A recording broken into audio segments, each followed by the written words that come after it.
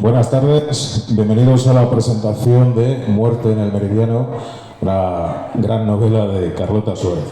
Después de la presentación vamos a tener un momento para que la autora firme ejemplares y pasaremos al recital musicalizado en homenaje a José Antonio Abella, que creo que va a ser mucho más que bonito, ¿no, José Ignacio? Y más tarde haremos una ficción sonora con Paula de la Fuente y un recital poético a las 8:15 con las tertulias literarias de Tierras de Isabel la Católica.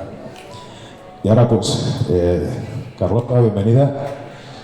Yo llevo como 10 años deseando hacer esto, porque si hay alguien que tenga la culpa de que yo escriba y de que me crea escritor, es Carlota Suárez. Como hemos crecido juntos escribiendo, pues esto es más que un honor. Así que...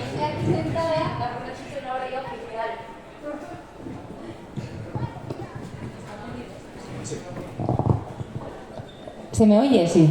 Bueno, muchísimas gracias, JD.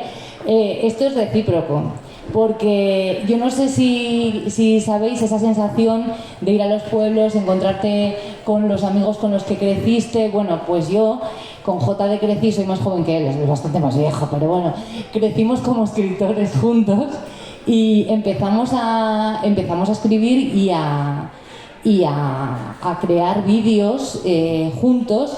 Recitamos juntos a Miguel Hernández y a Bukowski, con lo cual yo creo que ya estamos unidos para siempre. Yo creo que sí, y parecía broma todo eso. Y ahora, después de ese tiempo, vamos a hablar juntos de tu novela. Muerte en el Meridiano ya tiene un recorrido, ya lleva un tiempecito publicada y ya lleva unas cuantas ventas. Y se habla mucho de ella como un homenaje a Agatha Christie. Sabes que esa parte a mí no me convence demasiado, aunque tiene algo de verdad. ¿Cómo lo ves tú? Bueno, Muerte en el Meridiano es un homenaje, pero no es una copia ni muchísimo menos, y tampoco es una imitación. Yo con Muerte en el Meridiano lo que quise buscar fue homenajear a Agatha Christie en un sentido como un poco sentimental, si queréis, y personal además. Agatha Christie fue esa autora que me hizo pasar de ser la escritora, la lectora niña a la lectora adulta. Yo siempre digo que antes que escritora soy lectora. Si a mí algún día me metiesen en el brete de elegir entre escribir o leer, no tendría ninguna duda. Elijo, no escribo en la vida con tal de poder seguir leyendo. Entonces, aquel año en que yo terminé los libros de los 5 y los libros de los Hollister, el primer libro que leí fue Lo que tenía a mano. Y los que somos más o menos de la quinta, no de la de JD, sino de la mía, más jóvenes, todos teníamos en casa aquellos ejemplares de Agatha Christie, de Simenón, aquellas colecciones de Planeta. Pues yo lo primero que cogí fue una novela que se titulaba 10 negritos. Para mí me marcó. ¿Pero por qué me marcó? Me marcó en un sentido de que de pronto me sentí importante. Importante porque empecé a leer lo mismo que leían mis padres, los adultos. Entonces ya me sentí mayor. Creo que ese fue el primer verano en que yo me sentí mayor.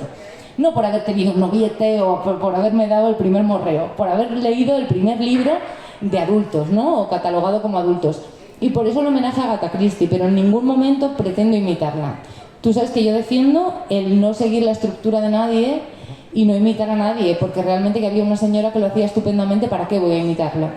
Y además, se parece a Agatha Christie en el ambiente cerrado del caso policíaco al que nos enfrentamos, en algunos rasgos, pero no es para nada eso, ni una copia, ni... Comentabas los 5, también nuestro pregonero hablaba ayer de que ese paso de la literatura infantil a hacerse un poquito mayor también había estado con los 5, y creo que toda esa escuela te ha marcado, pero menos que él a lo mejor, pero te ha marcado más este encuentro con lo policíaco. ¿Era más una inspiración o era más una búsqueda de lo que querías hacer de mayor, o todavía ni lo sabías?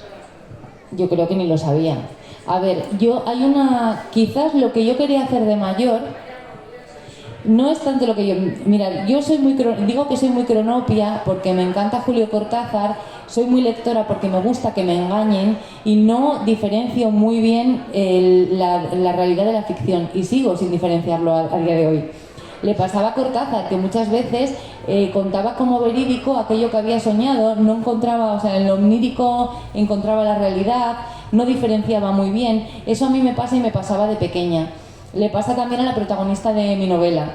Y no... Lo que quiero es contar historias, realmente. Y lo que quise siempre fue imaginarme esas historias, crearme mi propia ficción y compartirlas. Entonces, ya sabes que tampoco creo mucho en los géneros y lo único que quiero es contar una historia. Me encantaría que todo se abarcara en el género de la narrativa, que hubiese un cajón desastre en el que todo fuese narrativa y que no necesitásemos calificar las novelas como policíacas, como thriller, como históricas, simplemente que se pudiese contar una historia. Esto no es una novela policíaca. ¿Realmente es una novela negra? Todas son unas novelas negras, porque en la novela negra no tiene que haber un crimen, no tiene que haber un muerto tampoco, aunque aquí lo haya. La novela negra lo que busca es reflejar la sociedad del momento en el que está contando la historia. ¿Qué es lo que pasa? A nivel político, a nivel social, me da igual. Sí, busca un conflicto y su resolución o no. Claro, yo es lo que busco. Yo siempre digo que cuando escribo, lo que hago es aligerar la mochila. Es como si llevas en la mochila cargada de piedras y lo que pretendiese es, pues con un pincel, ir haciendo chinitas pequeñitas, y soy tan egoísta que las reparto entre los lectores a través de la tinta, y aquí protesto por muchas cosas.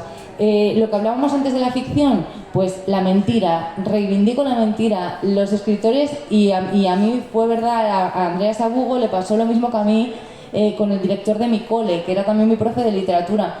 Yo me decía que me inventaba cosas, que era mentirosa, y yo, la primera novela a la que me fue a ver, Pedro, yo le decía, ves, yo no era mentirosa, profe, yo era escritora. Entonces, reivindico la mentira, la necesidad de contar historias, la ficción, y aquí reivindico muchas cosas, como por ejemplo el decirle la verdad a los niños, no decir algo horrible le va a pasar a la abuela o algo malo le ha pasado a la abuela. Si la abuelita se murió, hay que explicarles que se murió y cómo, y otras muchas cosas que reflejo en esto y en todos los libros que escribo. Pero eso, por ejemplo, está un poco mal visto, ¿no? Eso de decir verdades que duelan. Parece que ahora tenemos que recortarnos para quedar bien ante las redes sociales, ante el público que critica. Es que de la destrucción de la infancia, ese que hablas de decirle al niño, no, el abuelito está en el cielo, no, el abuelito se ha muerto. Y tú no tienes ningún problema que te critiquen por eso. Yo ya aprendí a despelotarme y a que me resbale un poco todo, a poner un impermeable, porque es que si no, me di cuenta de que realmente nunca no estás siendo tú misma, no estás siendo fiel a los valores que defiendes. Al final no eres tú, eres la sociedad y lo que te presiona alrededor. Hay que ser, no sé, vegano, o sea, tienes que ser como todo el paquete. Etiquetas, sí, tienes que unas etiquetas. Odio las etiquetas en los libros, en la literatura, y odio las etiquetas en la vida real. Yo no quiero que me etiqueten. Yo tengo mis opiniones y las defiendo, y tengo mis valores y los defiendo. Entonces, este tema de los niños, por ejemplo, pues hace poco hablé sobre Ana María Matute, lo sabes, el día del libro.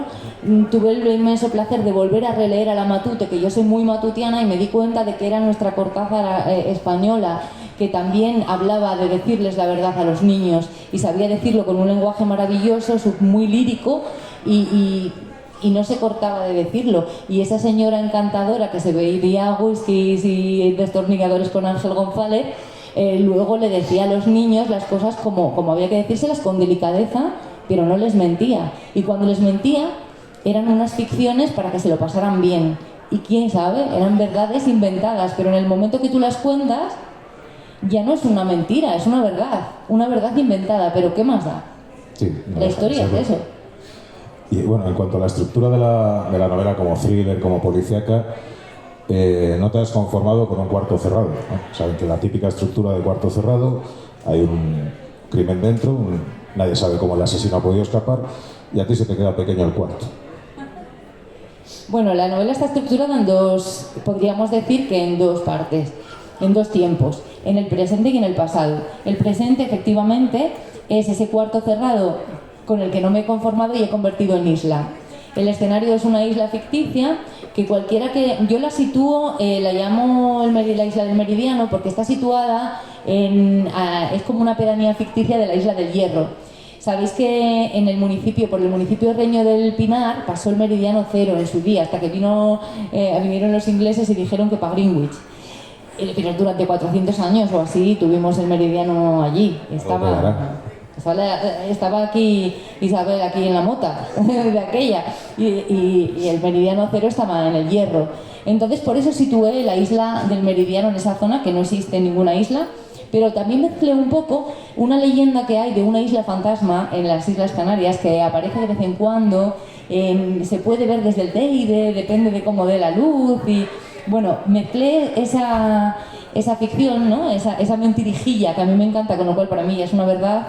Y también la isla de la Graciosa. Cualquiera que lea Muerte en el Meridiano, lo que es a nivel geográfico, es una isla donde solamente está comunicada con la isla principal por el ferry.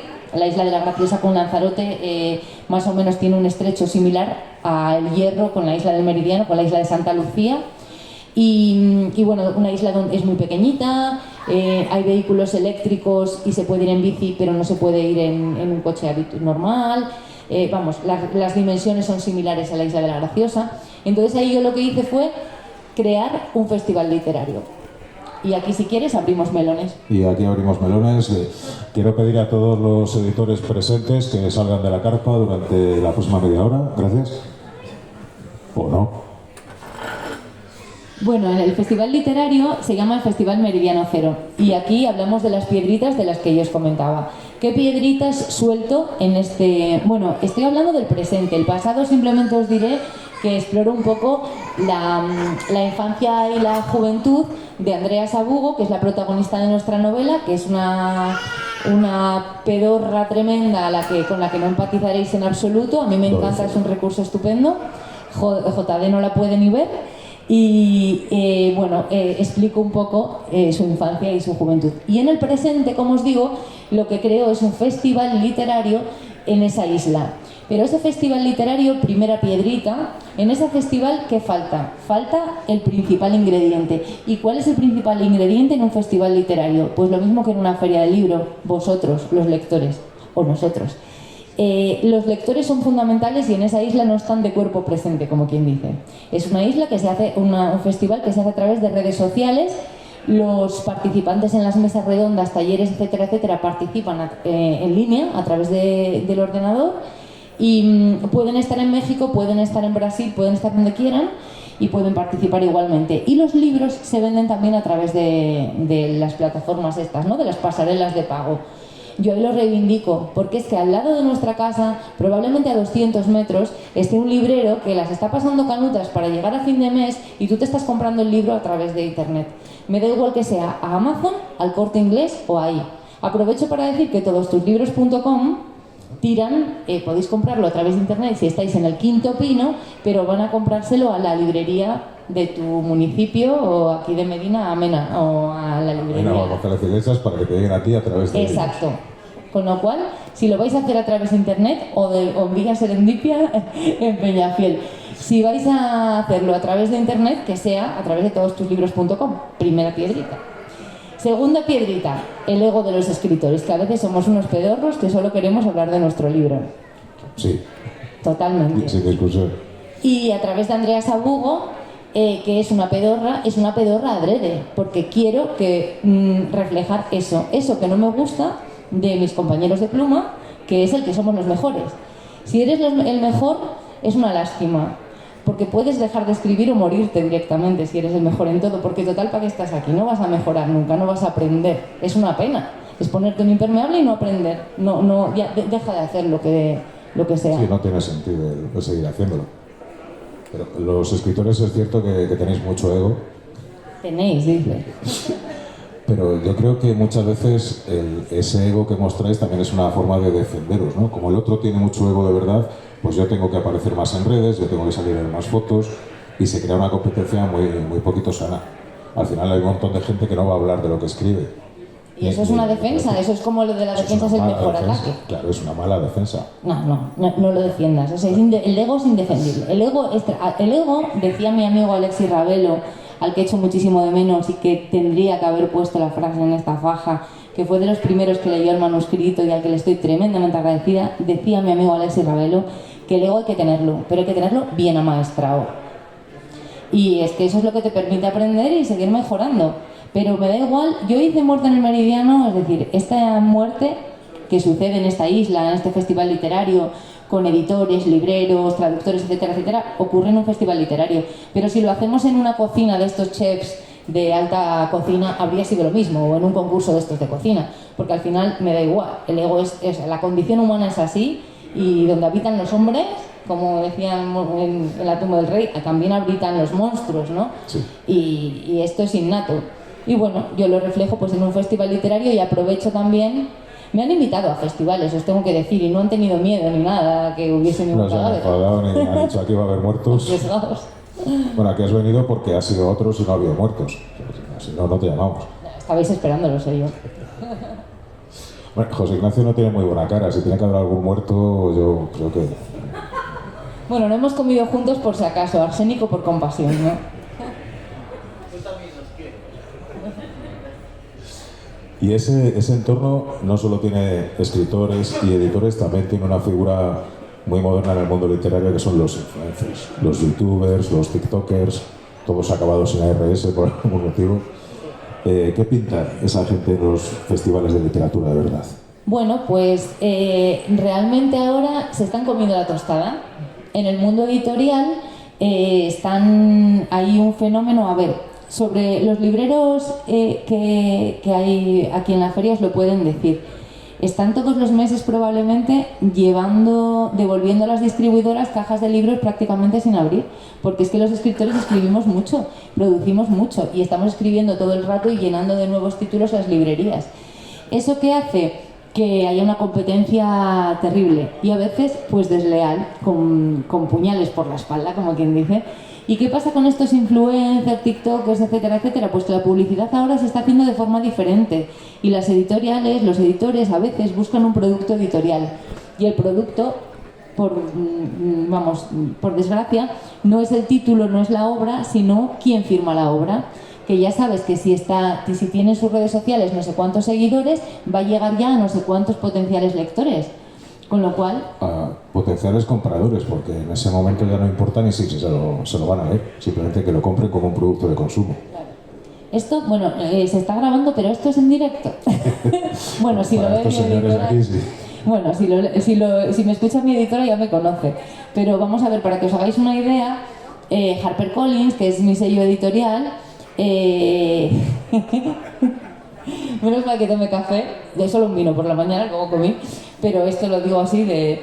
mi sello editorial ahora acaba de sacar una novela, Paloma San Basilio, lo ha petado en la Feria del Libro de Madrid, Ana Obregón, tienen unos ingresos tremendos por Paz Padilla y estaban esperando a que la cascase el Papa para vender su biografía desde hace ya meses.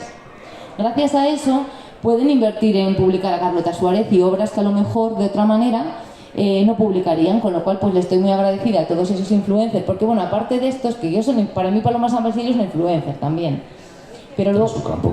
porque soy del 77, pero bueno, luego para la generación Z o para los millennials está también esta de la flora intestinal y la dietista de no sé qué, que también la publican. Es decir, al final los bestsellers reales son ese tipo de influencers, o sea, los tiktokers que hablan de dietas y de nueva cocina y de flora intestinal. Pero gracias a eso pues se publican otros títulos que a lo mejor no son bestsellers, pero sí que están destinados a esos lectores que están buscando consumir otro tipo de títulos. El mundo editorial está cambiando, indudablemente, con lo cual tenemos que convivir con esos influencers, queramos o no. Sí, pues yo de flora intestinal no entiendo mucho, pero bueno, si hay que ponerse a ello. Y otra parte siempre importantísima en la novela negra, aunque no la queramos calificar así del todo, es quién investiga el crimen y por qué. En este caso, menudo personaje. Bueno, aquí hay dos personajes, uno a la que tú quieres mucho y otro a la que odias mucho. Está Andrea Sabugo, que esta novela está escrita en primera persona, ya un riesgo del copón, porque yo nunca trato a los lectores como idiotas, con lo cual confío en que diferencien a la autora de la protagonista y de la narradora también. También es un riesgo, claro, porque es una escritora y es insoportable, Andrea Sabugo. Ella tiene un espectro autista, aunque yo no lo digo abiertamente, y lo que hago es que a través del lenguaje, que es un lenguaje muy característico, muy diferente, repitiendo, que explica perfectamente el carácter y ese rasgo particular de la protagonista, a través del lenguaje explico cómo es Andrea Sabugo y ella es la que cuenta la historia y es la que acaba metida en este berenjenal de investigar un crimen. Pero ¿quién la mete en el berenjenal? La mete Andrea el Saúl. personaje. Y Minerva Novoa. JD está enamorado de Me Minerva. encanta esa señora.